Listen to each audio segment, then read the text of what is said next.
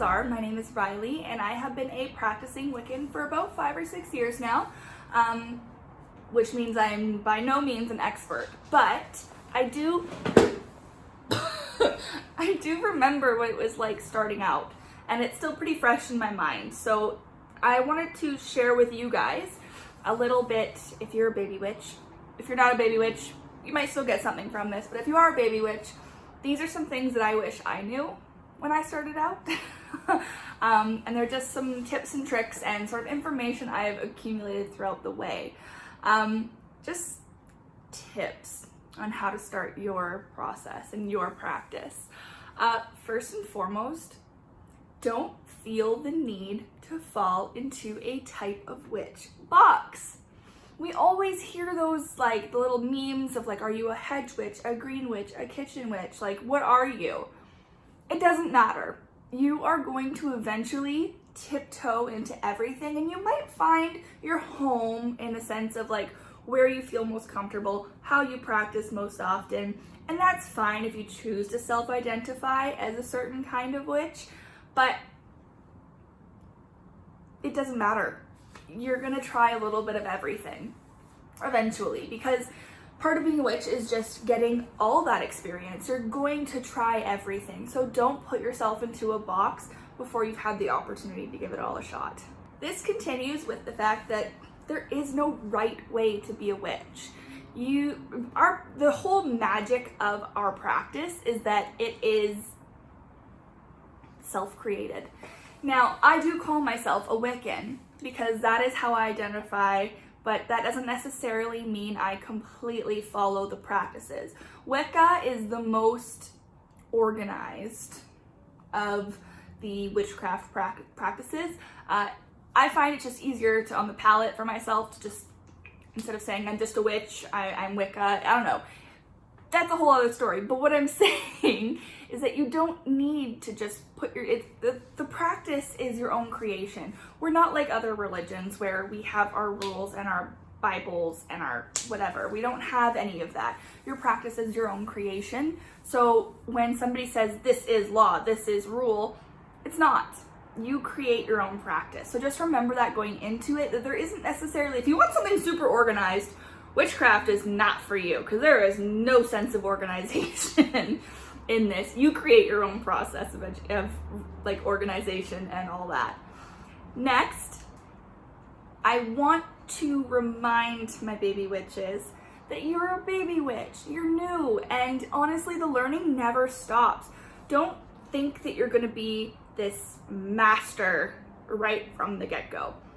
I've been doing this 5 or 6 years, and I still kind of consider myself a baby witch, because I still check my correspondences. I still double check a lot of things. I still pronounce things wrong. I sometimes forget the dates of my Sabbats. Like, as long as I remember the month, like, I feel like you don't need to be a master, and you're not going to be. Unless you have like photogenic memory, you're not gonna remember everything. You might remember 1 or 2 things about a little bit about everything, and that's awesome.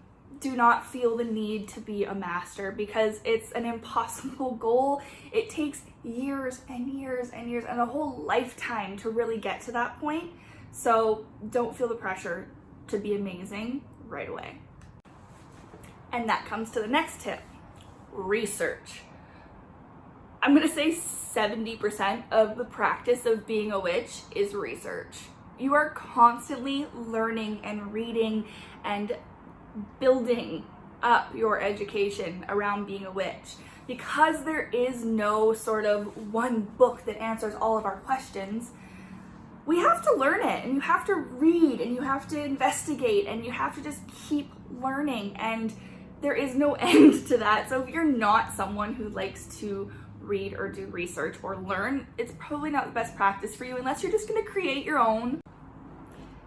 This one might seem a little kind of out of the park, but I do think it's kind of important. Why are you a witch? Simple as that. And you don't have to tell the world.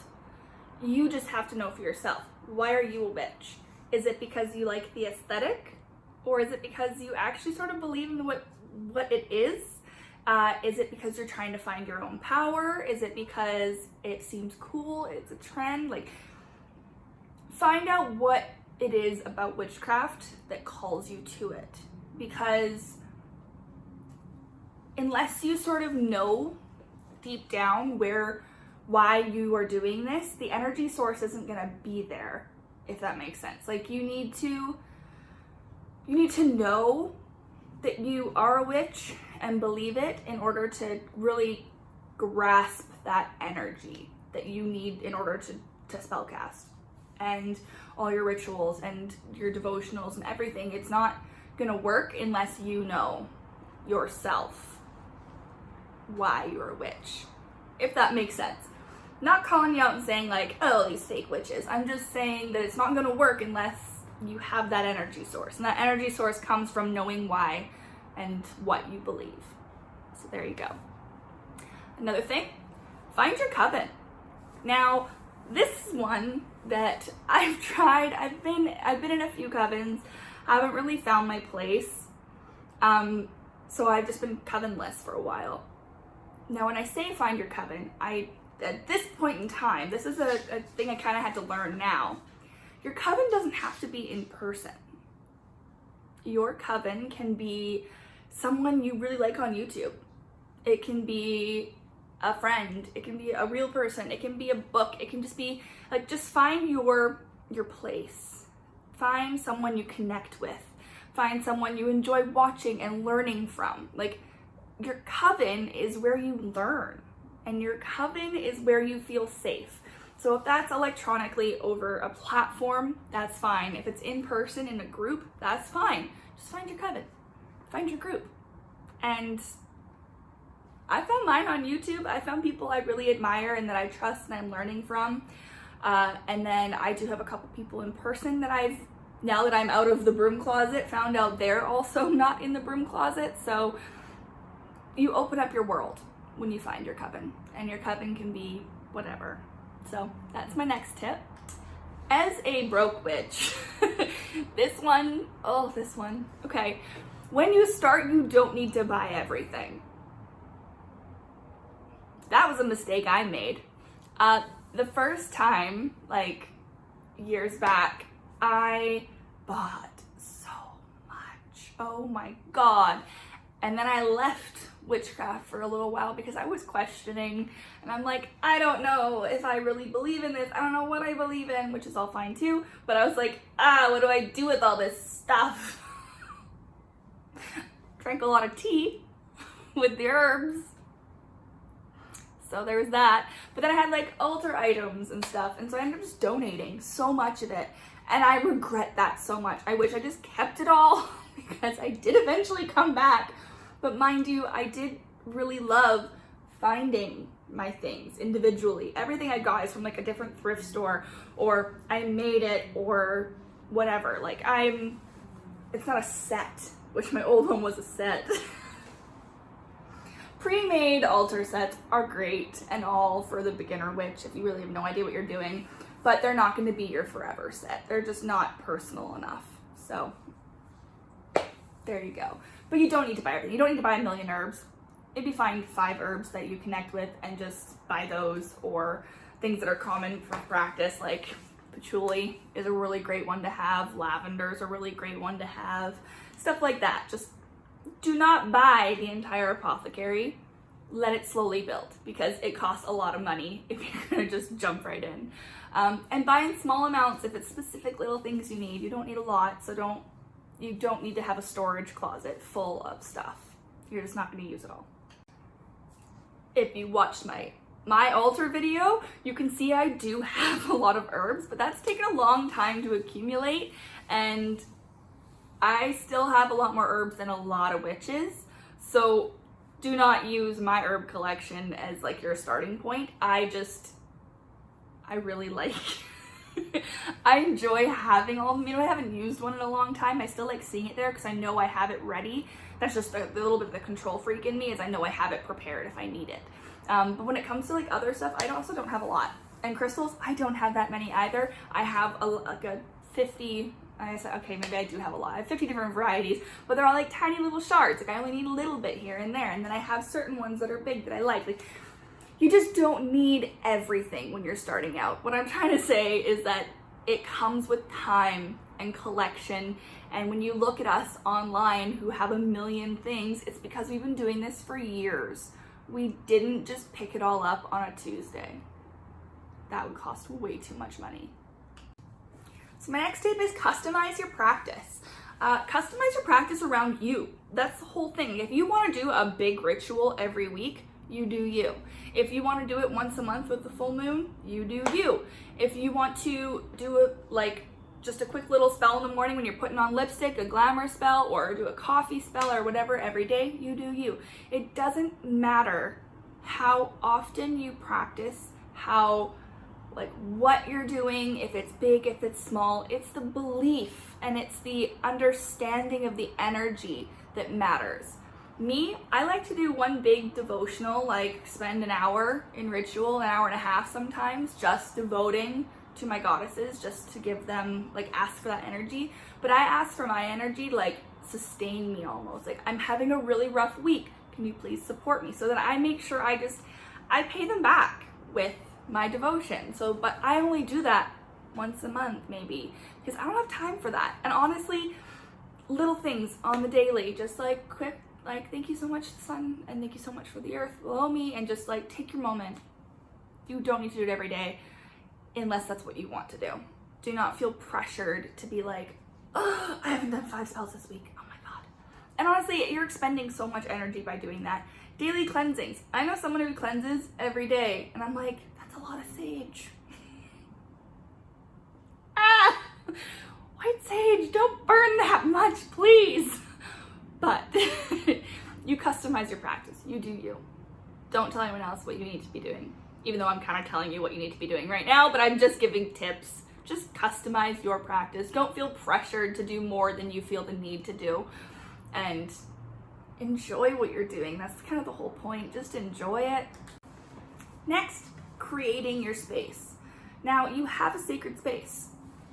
Usually an altar, travel altars, whatever. But in your home, make your bedroom a safe space. Cleanse it, put the energy into it, spend some time. And remember, you don't only spend time in your bedroom. Cleanse and protect your house. Just make sure you have a safe space, a sacred space. Take the time to put a witch's jar out in the front yard. Take the time to cleanse your whole house. Take the time to just protect your house. Take the time to protect your family, to protect yourself, to protect your space, and just keep it sacred. Simple as that. Just, you need your space, so create it. Whatever that means, whether that's your bathroom, whether that's your altar, whether that's your house, whatever. Create your sacred space, keep it sacred. Next tip, start small and find your strengths. Now, we all kind of feel that pressure to just dive in and be an expert at everything, because we have to remember our herbs, our crystals, our potions, our elixirs, our deities, our everything, sabbats, moon cycles, everything.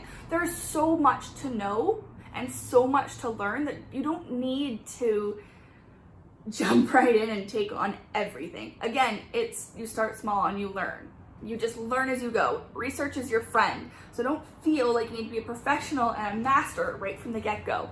Start small. Pick something that really interests you. For me, it was herbal magic. Hence why I have so many herbs. I really wanted to learn the properties of each herb and what they can be used for. And so that's what I sort of started my focus on. And then slowly I've incorporated more to it, whether it be moon magic or sort of crystal magic. Sometimes I engage in some quick kitchen witchery, hence why I like herbs. Just start small, find what interests you, start there, and then build on it, because you don't want to bite off more than you can chew, because otherwise you're going to know a little bit about everything and nothing about one thing. So focus your energy and grow it from there. Just start your practice small. And that goes to say, when you do start your practice small, try, and try again. Things are not going to work the first time. 90% of the time, they're not going to work the first time, especially when you're a baby witch. You don't have the experience necessary to really push forward that energy. You haven't found a way to kind of call that energy out yet. It takes intention. Intention is the most important thing in witchcraft, but it also takes not just intention, but power. And until you kind of find that power, it's not necessarily going to work. But don't feel disappointed. Don't feel disappointed, because it takes a long time to get to that point when you can count on certain spells. You're gonna try spells that are duds, and that's not even on you, that's a dud. So try, and try again. Just keep trying, don't give up, because it's not working the way you think it will. Because maybe it's also not supposed to work the way you want it to. Maybe it needs to work in a different way that's better for you. The universe will tell you what's right, okay? Chill out. Next, use your gear. When you're trying all this magic, it's exhausting. You being your only power source is exhausting. So make sure you use your tools. They're there for a reason. Whether that's herbs that correspond with something, that's a power source. Crystals, that's a power source. Your deities, that's a power source. Rely on these extra battery packs to make your magic work, because if you do it all yourself, it's going to be exhausting. Like, you can stand there and just manifest. If you did that all the time for everything, it would be exhausting. And use the tools you have. That also goes to say that, for example, you have a spell that contains 25 ingredients. It's a little overwhelming and a little confusing. Simplify. Keep things simple. Don't need to go over the top. Use their power source, but don't overload it, because it's just too much and it's just over the top. You don't need it, okay? Keep it simple. For example, this is my Hecate devotional spell bottle. It is full of crystals and dry herbs and a couple essential oils, but I love it. This one has quite a few ingredients, quite a few different ones. But it's not super overwhelming where it's just obnoxious. But this spell bottle stays closed. Lots of power sources, because this is one of my devotionals. Then you have something like this, which is just a small protection bottle. Doesn't have too much in it. Let's see if I can. It's not. My ring light's kind of whatever. But there's not too much in it. Simple, easy, nice, simple protection bottle. You don't need to overload it. Remember your basics and keep it small, but also use your other power sources. And this brings me to my final tip. When you're exhausted, you're not good for anybody. You're not good for anything. Self-care. Self-care. As a psych nurse, I am constantly preaching this. As a witch, I am constantly preaching this. If you watched my tarot video, I am constantly preaching this. Self-care is the most important thing on this universe. If you aren't taking care of you, no one else will take care of you. Simple as that. Some people are like, self-care is so selfish, there's so much to do.